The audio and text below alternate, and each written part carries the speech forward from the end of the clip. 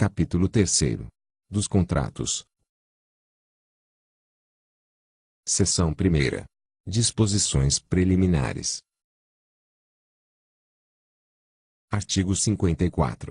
Os contratos administrativos de que trata esta lei regulam-se pelas suas cláusulas e pelos preceitos de direito público, aplicando-se-lhes, supletivamente, os princípios da teoria geral dos contratos e as disposições de direito privado. Parágrafo 1º. Os contratos devem estabelecer com clareza e precisão as condições para sua execução, expressas em cláusulas que definam os direitos, obrigações e responsabilidades das partes, em conformidade com os termos da licitação e da proposta a que se vinculam. Parágrafo 2º. Os contratos decorrentes de dispensa ou de inexigibilidade de licitação devem atender aos termos do ato que os autorizou e da respectiva proposta. Artigo 55. São cláusulas necessárias em todo o contrato as que estabeleçam: Inciso 1º. O objeto e seus elementos característicos. Inciso 2º. O regime de execução ou a forma de fornecimento. Inciso 3º. O preço e as condições de pagamento, os critérios, data base e periodicidade do reajustamento de preços, os critérios de atualização monetária entre a data do adimplemento das obrigações e do efetivo pagamento. Inciso 4º. Os prazos de início de etapas de execução, de conclusão, de entrega, de observação e de recebimento definitivo, conforme o caso. Inciso 5º. O crédito pelo qual correrá a despesa, com a indicação da classificação funcional programática e da categoria econômica. Inciso 6º. As garantias oferecidas para assegurar sua plena execução, quando exigidas. Inciso 7º. Os direitos e as responsabilidades das partes, as penalidades cabíveis e os valores das multas. Inciso 8º. Os casos de rescisão. Inciso 9º. O reconhecimento dos direitos da administração, em caso de rescisão administrativa prevista no artigo 77 desta lei. Inciso 10. As condições de importação, a data e a taxa de câmbio para conversão, quando for o caso. Inciso 11. A vinculação ao edital de licitação ou ao termo que a dispensou ou a inexigiu, ao convite e à proposta do licitante vencedor. Inciso 12. A legislação aplicável à execução do contrato e especialmente aos casos omissos. Inciso 13. A obrigação do contratado de manter, durante toda a execução do contrato, em compatibilidade com as obrigações por ele assumidas, todas as condições de habilitação e qualificação exigidas na licitação. Parágrafo 1º. Vetado. Parágrafo 2º.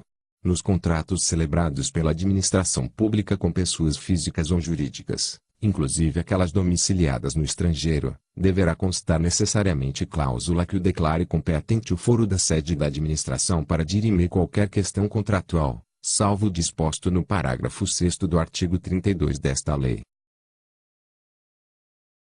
Parágrafo 3º. No ato da liquidação da despesa, os serviços de contabilidade comunicarão, aos órgãos incumbidos da arrecadação e fiscalização de tributos da União, Estado ou Município, as características e os valores pagos, segundo o disposto no artigo 63 da Lei nº 4.320, de 17 de março de 1964. Artigo 56. A critério da autoridade competente, em cada caso, e desde que prevista no instrumento convocatório, poderá ser exigida prestação de garantia nas contratações de obras, serviços e compras. Parágrafo 1º. Caberá ao contratado optar por uma das seguintes modalidades de garantia. Inciso 1º. Caução em dinheiro ou em título. Inciso 2º. Seguro-garantia. Inciso terceiro. Fiança bancária. Parágrafo 2º. A garantia a que se refere o caput deste artigo não excederá a 5% do valor do contrato e terá seu valor atualizado nas mesmas condições daquele, ressalvado previsto no parágrafo 3º deste artigo. Parágrafo 3º. Para obras, serviços e fornecimentos de grande vulto envolvendo alta complexidade técnica e riscos financeiros consideráveis, demonstrados através de parecer tecnicamente aprovado pela autoridade competente, o limite de garantia previsto no parágrafo anterior poderá ser elevado para até 10% do valor do contrato. Parágrafo 4º. A garantia prestada pelo contratado será liberada ou restituída após a execução do contrato e, quando em dinheiro, atualizada monetariamente. Parágrafo 5º. Nos casos de contratos que importem na entrega de bens pela administração, dos quais o contratado ficará depositário, ao valor da garantia deverá ser acrescido o valor desses bens. Artigo 57. A duração dos contratos regidos por esta lei ficará adstrita à vigência dos respectivos créditos orçamentários, exceto quanto aos relativos. Inciso 1º. Aos projetos cujos produtos estejam contemplados nas metas estabelecidas no plano plurianual, os quais poderão ser prorrogados se houver interesse da administração e desde que isso tenha sido previsto no ato convocatório. Inciso 2º. A prestação de serviços a serem executados de forma contínua, que poderão ter a sua duração prorrogada por iguais e sucessivos períodos com vistas à obtenção de preços e condições mais vantajosas para a administração, limitada a 60 meses. Inciso 3º. Vetado. Inciso 4º. Ao aluguel de equipamentos e utilização de programas de informática, podendo a duração estender-se pelo prazo de até 48 meses após o início da vigência do contrato. Inciso 5º. As hipóteses previstas nos inciso 9º, inciso 19, 28 e 31 do artigo 24, cujos contratos poderão ter vigência por até 120 meses, caso haja interesse da administração. Parágrafo 1º. Os prazos de início de etapas de execução, de conclusão e de entrega admitem prorrogação, mantidas as demais cláusulas do contrato e assegurada a manutenção de seu equilíbrio econômico e financeiro, desde que ocorra algum dos seguintes motivos, devidamente autuados em processo. Inciso 1º. Alteração do projeto ou especificações, pela administração. Inciso 2º. Superveniência de fato excepcional ou imprevisível, estranho à vontade das partes, que altere fundamentalmente as condições de execução do contrato. Inciso 3º. Interrupção da execução do contrato ou diminuição do ritmo de trabalho por ordem e no interesse da administração. Inciso 4º.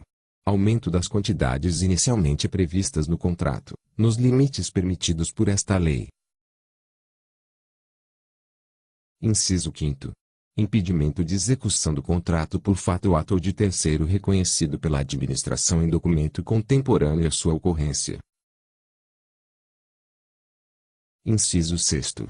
Omissão ou atraso de providências a cargo da administração, inclusive quanto aos pagamentos previstos de que resulte, diretamente, impedimento ou retardamento na execução do contrato, sem prejuízo das sanções legais aplicáveis aos responsáveis.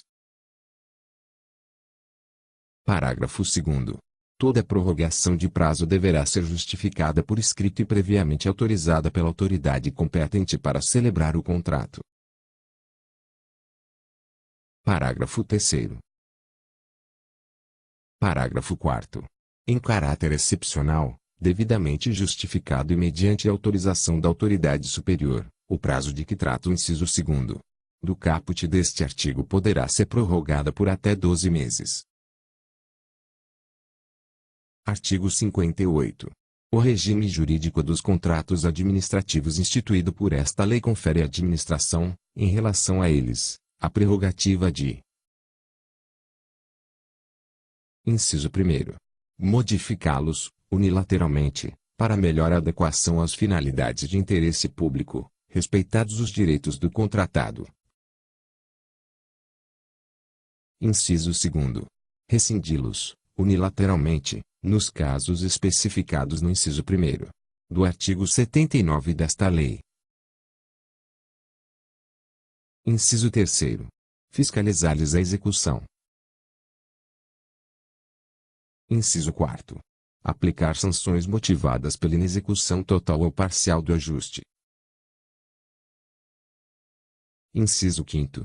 Nos casos de serviços essenciais, ocupar provisoriamente bens móveis, imóveis, pessoal e serviços vinculados ao objeto do contrato, na hipótese da necessidade de acautelar a apuração administrativa de faltas contratuais pelo contratado, bem como na hipótese de rescisão do contrato administrativo. Parágrafo 1º. As cláusulas econômico-financeiras e monetárias dos contratos administrativos não poderão ser alteradas sem prévia concordância do contratado. Parágrafo 2º. Na hipótese do inciso 1º deste artigo, as cláusulas econômico-financeiras do contrato deverão ser revistas para que se mantenha o equilíbrio contratual. Artigo 59. A declaração de nulidade do contrato administrativo opera retroativamente impedindo os efeitos jurídicos que ele, ordinariamente, deveria produzir, além de desconstituir os já produzidos. Parágrafo único. A nulidade não exonera a administração do dever de indenizar o contratado pelo que este houver executado até a data em que ela for declarada e por outros prejuízos regularmente comprovados, contanto que não lhe seja imputável, promovendo-se a responsabilidade de quem lhe deu causa.